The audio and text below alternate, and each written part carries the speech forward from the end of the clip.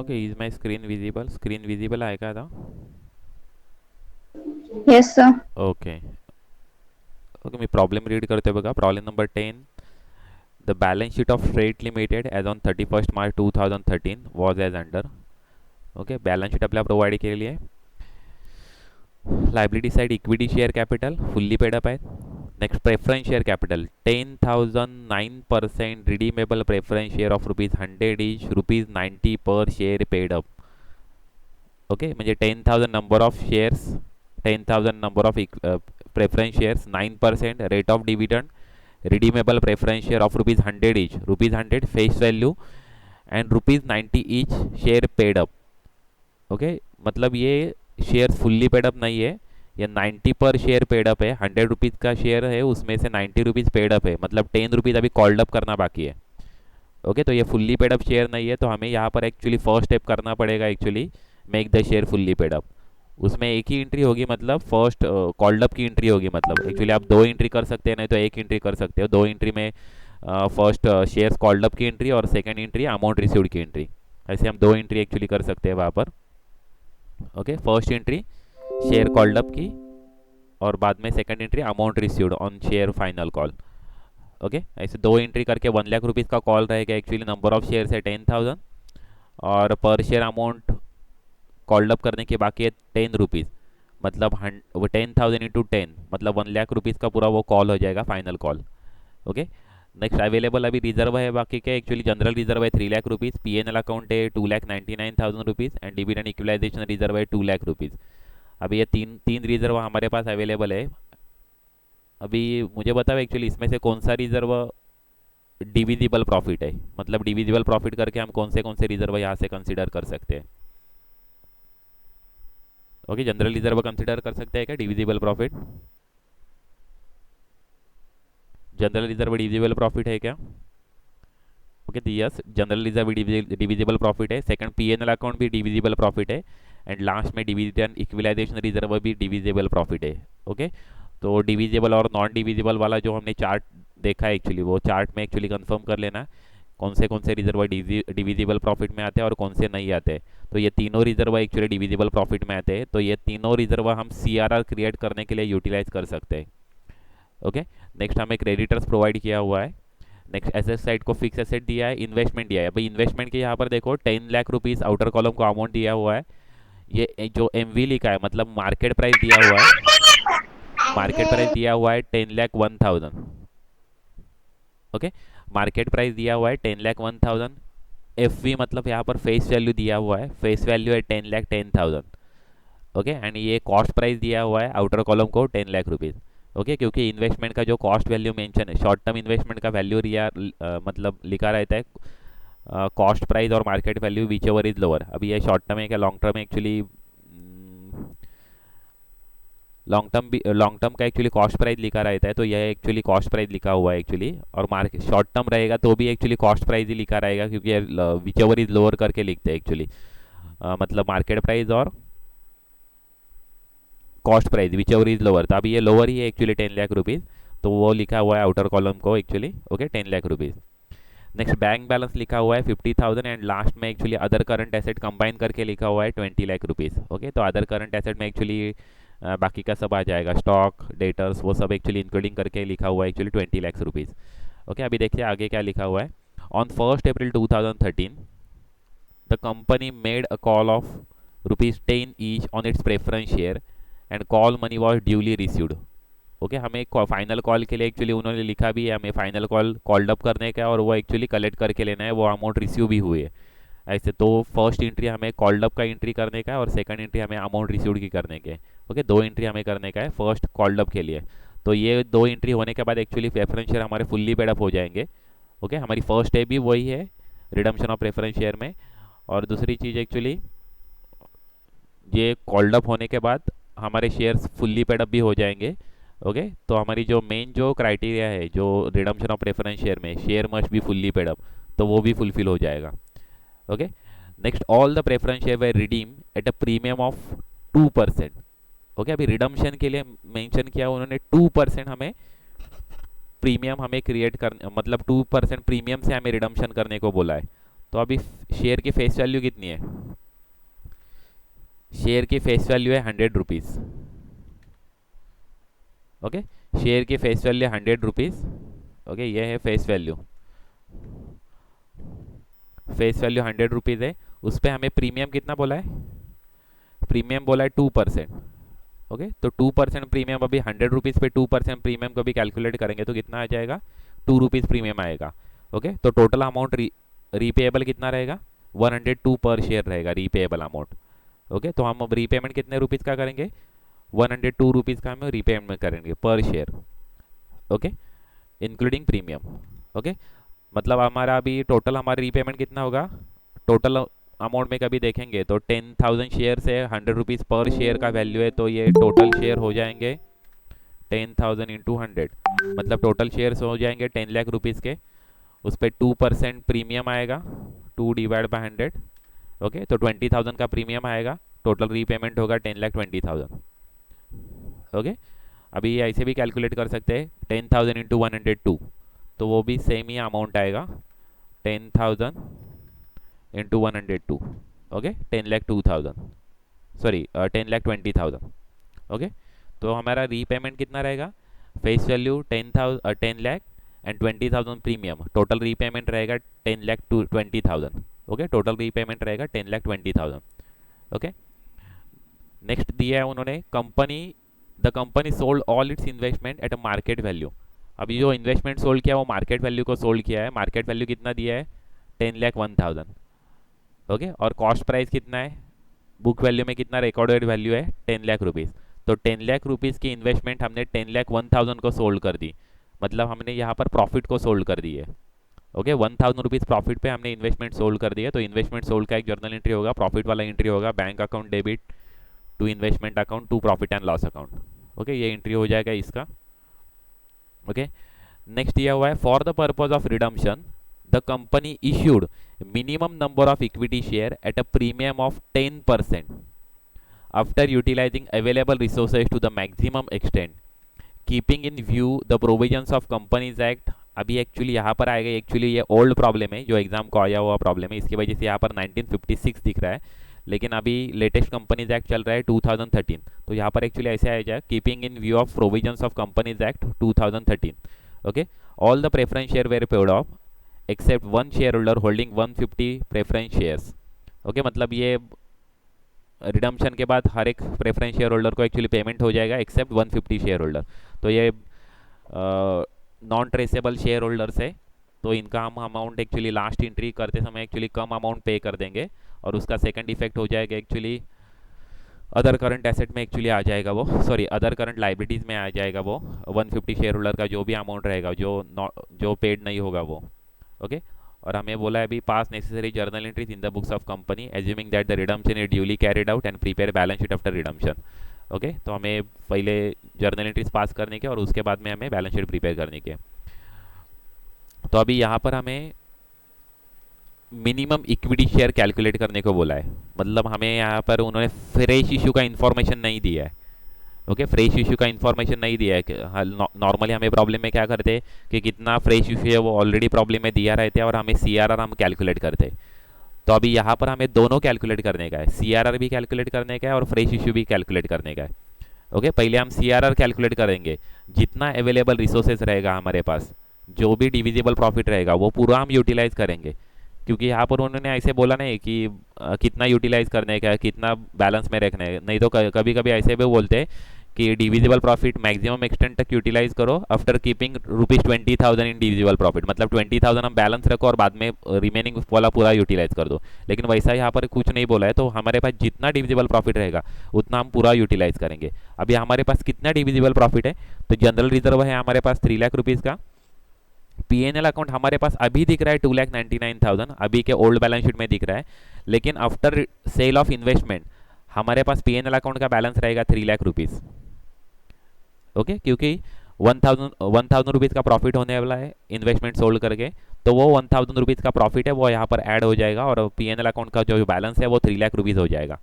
और ये जो डिविडेंड इक्विलाइजेशन रिजर्व, ये भी डिविजिबल प्रॉफिट है। तो ये तीनों रिजर्व हमारे पास अवेलेबल है CRR क्रिएट करने के लिए।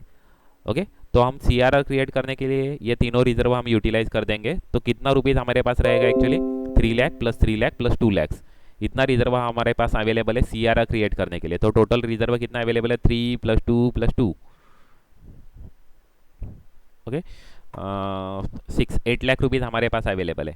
और हमारा टोटल रिडम्शन हमें कितना करने का एक्चुअली, 10 लाख रुपीज़ का रिडम्शन करने का है। अभी यहाँ पर 9 लाख दिख रहा है, लेकिन फर्स्ट जर्नल एंट्री पास करने के बाद ये पूरा फुल्ली पेडअप हो जाएगा, जो रिडीमेबल प्रेफरेंस शेयर वो, तो उसका अमाउंट हो जाएगा 10,000 × 100, तो हो जाएगा वो 10 लाख रुपीज़ का। हमें 10 लाख रुपीज़ का रिडम्शन करने का है। ओके, तो हमें 10 लाख रुपीज़ फेस वैल्यू का रिडम्शन करने का है। तो यहाँ पर हमें सी आर आर के लिए अवेलेबल अमाउंट है 8 lakh rupees. C R R के लिए अवेलेबल अमाउंट है 8 लाख रुपीज़। ओके, इसका हम सी आर आर क्रिएट कर सकते हैं। हमने देखा एक्चुअली हमारे पास 3 रिजर्व अवेलेबल है, एक general reserve, second P N L account and last one है डिविडेंड इक्विलाइजेशन रिजर्व। ये तीन ही अमाउंट को टोटल कर देंगे तो एक्चुअली अवेलेबल अमाउंट है सी आर आर के लिए 8 लाख रुपीज़। तो इसका हम सी आर आर क्रिएट कर देंगे। ओके, हमें टोटल हमें रिडम्शन कितने का करने का है, 10 लाख रुपीज़ का हमें रिडम्शन करने का है। ओके, 10 लाख रुपीज़ का हमें रिडम्शन करने का है, प्रेफरेंस शेयर का हमें रिडम्शन करने का है। तो अभी बाकी का जो बैलेंस रहेगा वो फ्रेश इश्यू होगा। ओके, जो बाकी का जो बैलेंस रहेगा वो फ्रेश इश्यू होगा। मतलब फ्रेश इश्यू का अमाउंट कितना रहेगा अभी, 2 लाख रुपीज़। हम नॉर्मली एक्चुअली क्या करते हैं, सी आर आर का अमाउंट हम कैलकुलेट करते हैं। सी आर आर के लिए हम फॉर्मूला यूज़ करते हैं, face value of preference share to be redeem minus face value of fresh issue. Okay, लेकिन हम करंट अभी प्रॉब्लम में हम देखेंगे तो हमारे पास एक्चुअली फ्रेश इशू का इन्फॉर्मेशन उन्होंने नहीं दिया है। एक्चुअली फ्रेश इशू मिसिंग है।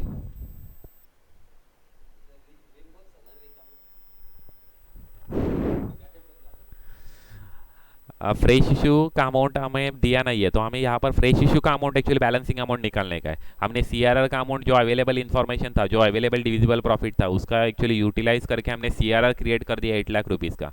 हमें टोटल रिडम्शन करने का, फेस वैल्यू का 10 लाख रुपीज़ का रिडम्शन करने का। तो रिमेनिंग अमाउंट अभी फ्रेश इशू जो रहेगा वो रिमेनिंग अमाउंट रहेगा 2 लाख रुपीज़ का, हमें फ्रेश इशू कर देंगे। ओके, तो फ्रेश इशू का भी अमाउंट रहेगा 2 lakh rupees. Okay,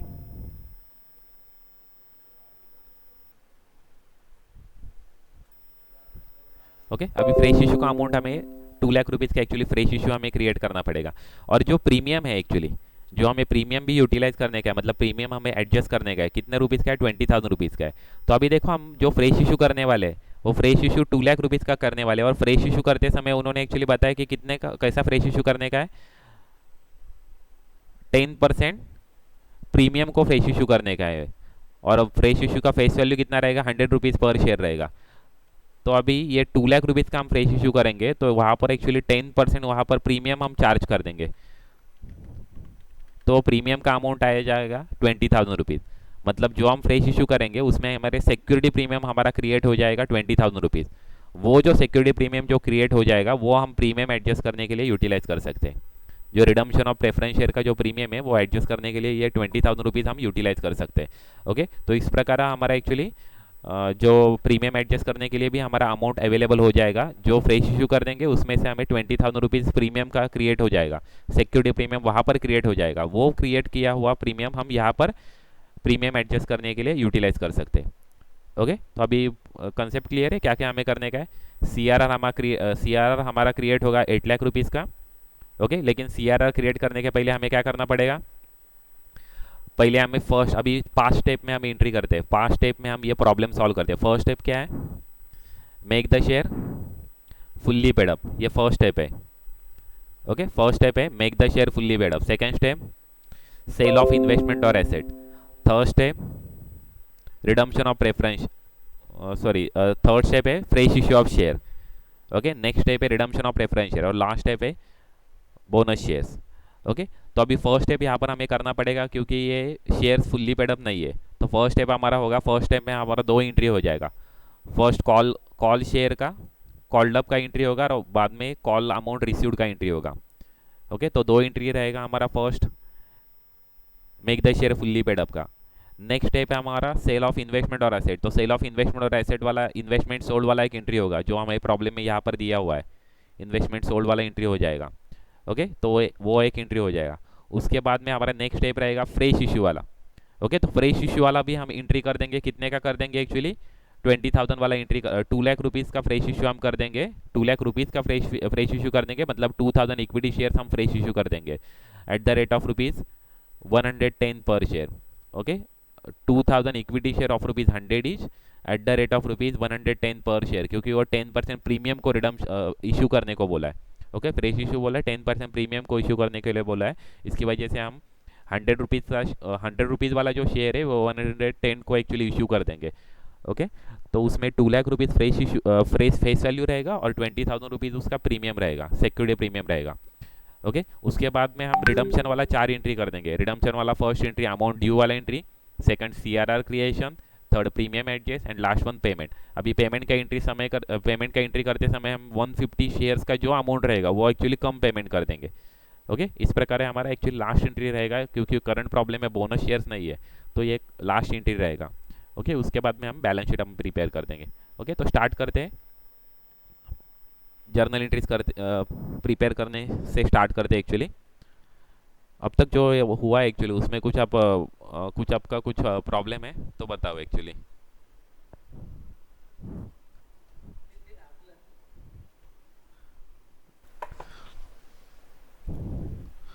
okay, so first in the books of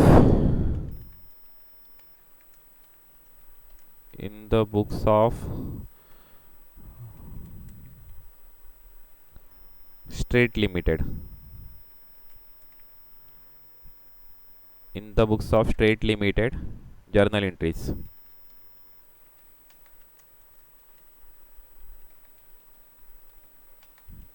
in the books of Straight Limited journal entries, serial number, particular, LF, debit rupees and credit rupees.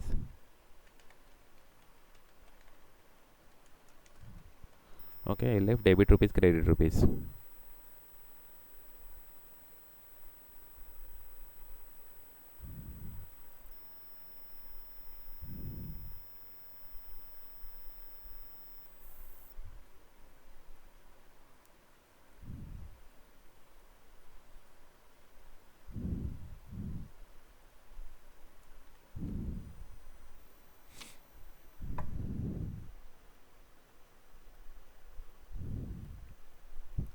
Okay, तो बताओ अभी first entry कौन सी होगी?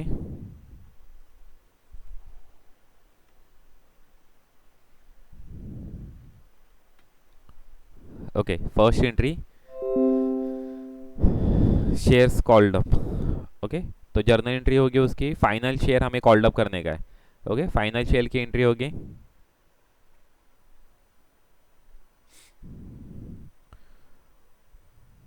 क्या एंट्री होगी? Share preference share final call account debit, preference share final call account debit. Okay, to preference share capital account. Okay, preference share final call account debit to preference share capital account. कितना actually share का हम called up करने वाले हैं? पर share amount कितनी है? 10 rupees per share amount है। नंबर ऑफ शेयर्स कितने? 10,000 है।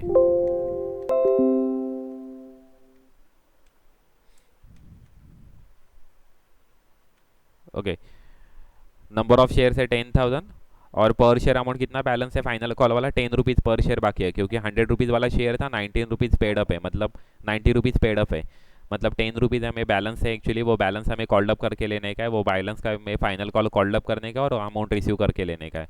ओके, तो फर्स्ट हम अमाउंट कितना?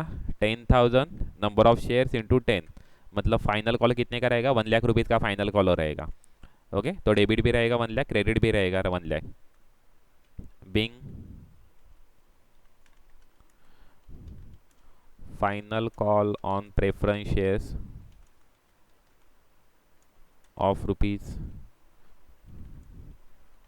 10 each called up। Okay okay, ये नरेशन आ जाएगा। सेकंड जर्नल एंट्री, जो हमने कॉल्ड अप किया है वो हमें अमाउंट रिसीव का एंट्री करने का, रिसीट का एंट्री करने का। Bank account debit okay, bank account debit to क्या आएगा, preference share final call account, bank account debit to preference share final call account. Okay, amount आएगा 1 lakh 1 lakh. Okay, same amount आ जाएगा 1 lakh 1 lakh. Okay,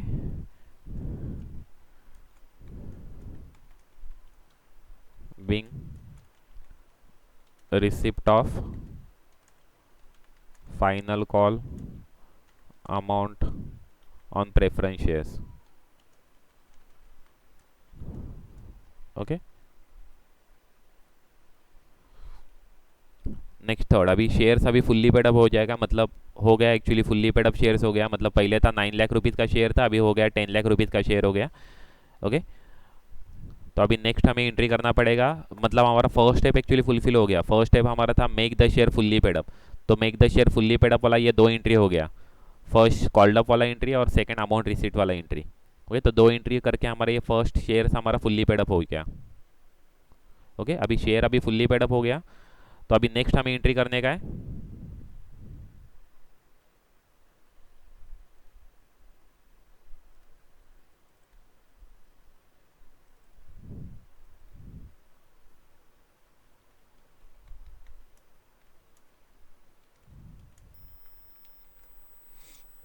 okay, next entry रहेगा हमारा, next step है sale of investment और asset, तो इन्वेस्टमेंट सोल्ड वाला भी एंट्री हो जाएगा। इन्वेस्टमेंट सोल्ड हमें बताया actually, investment are sold at market price.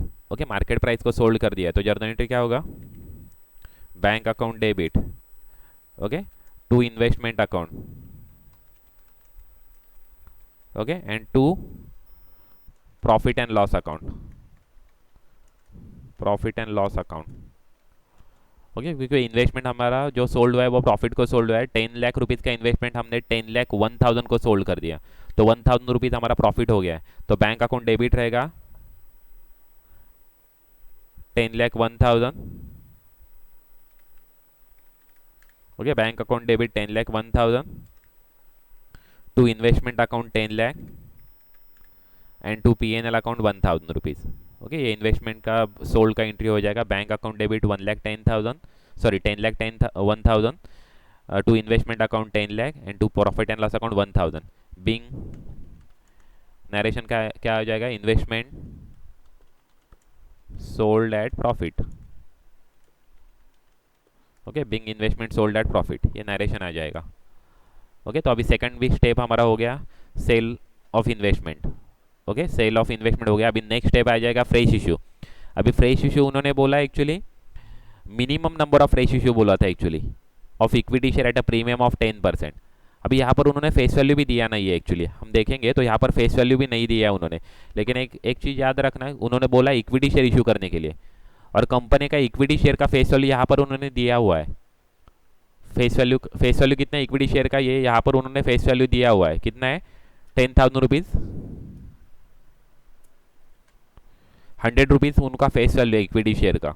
Okay, तो इक्विटी शेयर का फेस वैल्यू यहाँ पर उन्होंने दिया नहीं है, उन्होंने बोला है कि minimum number of equity share issue कर दो एट प्रीमियम ऑफ 10%। यहाँ पर उन्होंने फेस वैल्यू नहीं दिया है, लेकिन यहाँ पर उन्होंने बैलेंस शीट में यहाँ पर वहाँ पर फेस वैल्यू मेंशन किया हुआ है 100 रुपीज़ पर शेयर, तो इक्विटी शेयर का face value 100 rupees per share, और उन्होंने प्रीमियम को एक्चुअली इशू करने को बोला है कि 10% प्रीमियम को इशू करने को बोला है। तो हम 10% प्रीमियम मतलब 100 रुपीज़ के 10% प्रीमियम मतलब 10 रुपीज़ प्रीमियम आएगा पर शेयर। ओके, और उसका हमने कैलकुलेशन पहले ही कर दिया actually, minimum number of equity share मतलब कितना इशू करने का है, हमारे टोटल प्रेफरेंस शेयर इशू करने का था 10 लाख रुपीज़, रिडम्पशन करने का था 10 लाख रुपीज़ का। हमें मिनिमम जो अवेलेबल डिविजिबल प्रॉफिट है वो मैक्सिमम एक्सटेंट हमें यूटिलाइज करने का है, और सीआरआर कितना क्रिएट होगा वो हम कैलकुलेट पहले कर देंगे। तो हमने वो पहले एक्चुअली कैलकुलेट कर दिया। 3 लाख रुपीज़ का जनरल रिजर्व अवेलेबल है, 3 लाख रुपीज़ का पीएनएल अवेलेबल है, यहाँ पर 2,99,000 अवेलेबल है, लेकिन यहाँ पर 1,000 रुपीज़ का हमने इन्वेस्टमेंट सोल्ड करते समय हमें प्रॉफिट हुआ है, तो इसके वजह से जो पीएनएल का जो बैलेंस है वो अभी 3 लाख रुपीज़ हो गया है, और 2 लाख रुपीज़ का डिविडेंड इक्विलाइजेशन रिजर्व अवेलेबल है। मतलब हमारे पास टोटल डिविजिबल प्रॉफिट अभी कितना अवेलेबल है, 8 लाख रुपीज़ का टोटल डिविजिबल प्रॉफिट अवेलेबल है, मतलब उसका हम सीआरआर क्रिएट कर सकते हैं। ओके, तो सीआरआर क्रिएट होगा 8 लाख रुपीज़ का, हमें रिडम्पशन करने का है 10 लाख रुपीज़ का, तो रिमेनिंग जो अमाउंट है वो हमें फ्रेश इशू करना कंपलसरी है। तो हमें अभी फ्रेश इशू करने का है 2 लाख रुपीज़ का फेस वैल्यू का फ्रेश इशू करने का इक्विटी शेयर का। ओके मतलब हम कितना फ्रेश इशू कर देंगे, 2000 equity share of rupees 100 each eight 10% premium. Okay इतना हम फ्रेश इशू कर देंगे। ओके तो हम फ्रेश इशू का एंट्री करते हैं। फ्रेश इशू का एंट्री होगा bank account debit to equity share capital account and to security premium account. Okay premium account. Okay कितना अमाउंट हो जाएगा, 2,20,000 रुपीज़ अमाउंट हो जाएगा। इक्विटी शेयर रहेगा 2000 इंटू 100, वो हो जाएगा 2 लाख रुपीज़, और इस पर 10% प्रीमियम, वो 20,000 रुपीज़ आ जाएगा प्रीमियम। ओके प्रीमियम 20,000 आ जाएगा, मतलब हमारा टोटल अमाउंट हम रिसीव कर देंगे 2,20,000। उसमें से फेस वैल्यू रहेगा इक्विटी शेयर का 2 लाख रुपीज़, और उसमें प्रीमियम का अमाउंट रहेगा 20,000 रुपीज़। ओके तो नरेशन यहाँ पर लिख सकते हैं, being 2000 equity share of rupees 100 each issued at 110 per share। Okay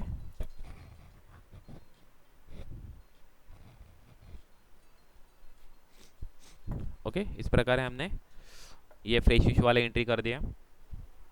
okay 2000 equity share of rupees 100 etch issued at rupees 110 पर share.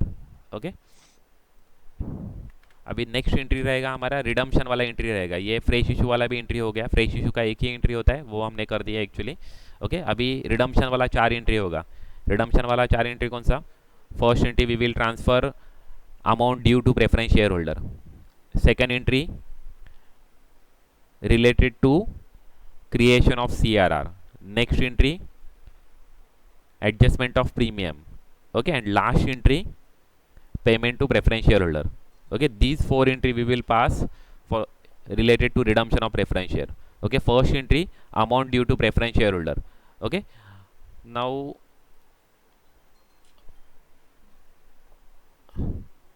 we have to redeem the preference share at a premium of 2%। Okay premium of 2% मतलब 2 rupees premium हो रहेगा, क्योंकि 100 rupees face value वाला share है और अभी fully paid up है। ओके 100 रुपीज़ फेस वैल्यू वाला शेयर है और अभी फुल्ली पेडअप है, क्योंकि हमने वो फर्स्ट 2 एंट्री कर दिया, उसमें वो शेयर एक्चुअली फुल्ली पेडअप हो जाएगा। ओके तो 100 रुपीज़ वाला शेयर है, 100 रुपीज़ फुल्ली पेडअप है। ओके और हमें 2% प्रीमियम से हमें रिडम्पशन करने का, मतलब 100 रुपीज़ का शेयर है, उस पर 2% प्रीमियम मतलब 2 रुपीज़ आ जाएगा। प्रीमियम कितना आ जाएगा, 2 रुपीज़ आएगा। हमें रीपेमेंट करना पड़ेगा, we will have to make repayment of 102 per share. Okay 102 rupees per share we will refund to the preference shareholder. Okay so journal entry will be for the amount due to preference shareholder, preference share capital account debit, capital account debit, premium on redemption of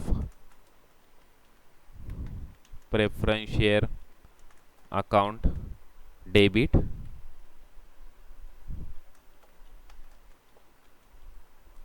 to preference share holder account.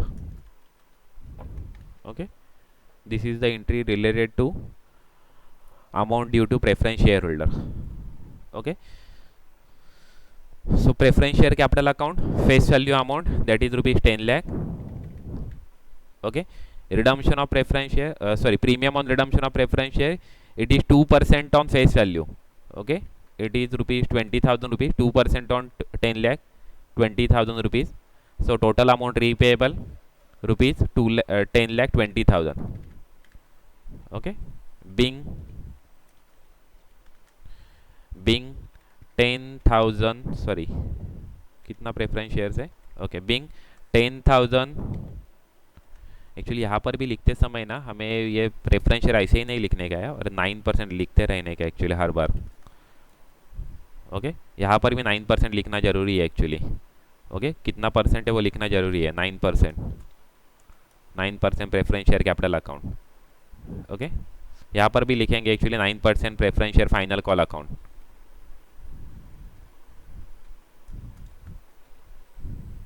Okay,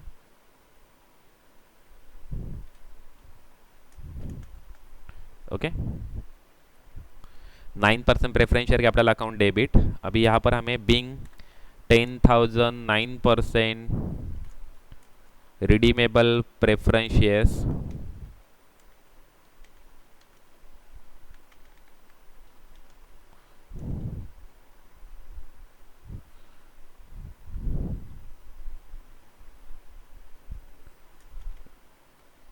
redeemable at of rupees 100 each, redeemable at 2% premium।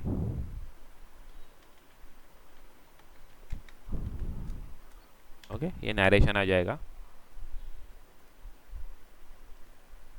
Okay,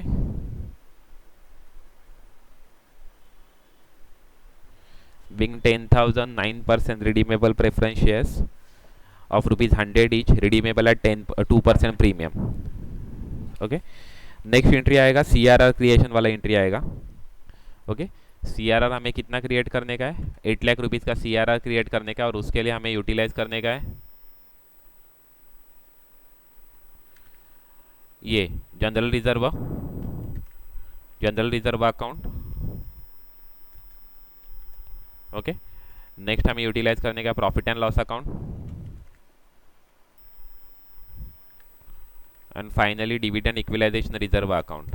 okay, 3 account हम utilise कर देंगे। Okay, उनका amount है actually 3 lakh 3 lakh 3 lakh and 2 lakhs. और नया reserve create हो जाएगा, उसका नाम है 2 capital redemption reserve.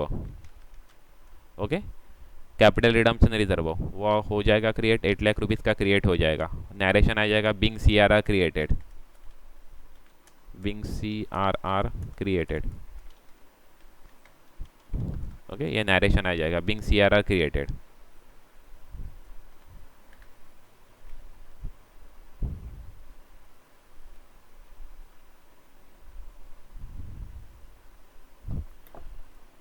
Okay, next entry रहेगा प्रीमियम एडजस्ट वाला एंट्री रहेगा। जो हमने ये प्रीमियम यहाँ पर जो क्रिएट किया है, premium on redemption of preference share account, ये अकाउंट है हमें वो अभी यहाँ पर डेबिट हुआ है, यहाँ पर हम क्रेडिट कर देंगे। ओके, और प्रीमियम कैसे एडजस्ट कर देंगे, सिक्योरिटी प्रीमियम अकाउंट से हम प्रीमियम एडजस्ट कर देंगे। तो सिक्योरिटी प्रीमियम अकाउंट यहाँ पर एक्चुअली क्रिएट हुआ है। पहले एक्चुअली सिक्योरिटी प्रीमियम अकाउंट में बैलेंस नहीं था, लेकिन ये नया हमने जो फ्रेश इशू किया उसमें actually security premium account create हो गया। तो वो अमाउंट हम यूटिलाइज कर सकते हैं यहाँ पर redemption of preference premium on redemption of preference share adjust करने के लिए। दोनों 20,000 रुपीज़ के ही है, तो सेम अमाउंट यहाँ पर भी चला जाएगा 20,000। मतलब ये देखो, प्रीमियम हमें एडजस्ट करने का 20,000 रुपीज़ का, और जो नया जो प्रीमियम क्रिएट हुआ है एक्चुअली वो भी 20,000 का ही क्रिएट हुआ है। ओके, तो यहाँ पर एक्चुअली प्रीमियम एडजस्ट हो जाएगा, premium on redemption of preference shares adjusted. Okay, premium on redemption of preference shares adjusted. Next entry हो जाएगा, लास्ट एंट्री रहेगा ये, अभी ये लास्ट एंट्री रहेगा पेमेंट का, preference share holder account debit. Okay, journal entry रहेगा preference share holder account debit to bank account. Okay, to bank account, लेकिन अभी बैंक ट्रांसफर करते समय ये पूरा ये 10,20,000 नहीं ट्रांसफर होगा। ओके, क्योंकि उसमें से जो 150 शेयर होल्डर है, उन्होंने एक्चुअली अमाउंट कलेक्ट नहीं किया हुआ है, तो उनको हमें कितना अमाउंट पे करने का था उतना हमें अमाउंट, रिमेनिंग अमाउंट बैलेंस रख के बाकी का अमाउंट हमें पे करना चाहिए। तो एक वर्किंग नोट प्रिपेयर करने का। ओके, 150 शेयर्स का कितना अमाउंट रहेगा, 150 इंटू हमें पर शेयर कितना अमाउंट हमें पे करने का है, ओके, हमें पर शेयर कितना अमाउंट पे करने का है, 102 रुपीज़ हमें पर शेयर पे करने का है। ओके, मतलब हमें 15,300 रुपीज़ एक्चुअली पे करना बैलेंस रहेगा। हमें टोटल अमाउंट कितना पे करने का था, 10,20,000, 10,20,000। उसमें से 15,300 हमारा पे नहीं होगा, तो रिमेनिंग अमाउंट हम पे कर देंगे। कितना हम पे कर देंगे, 10,04,700, इतना अमाउंट हम पे कर देंगे। तो इतना क्या एंट्री, ये लास्ट एंट्री हो जाएगा, 10,04,700। ओके, इतना वाला लास्ट एंट्री ट्रांसफर हो जाएगा। Okay, being preference share holder account settle except 150 shares. Okay, ये नरेशन आ जाएगा, एक्सेप्ट 150 शेयर्स। ओके,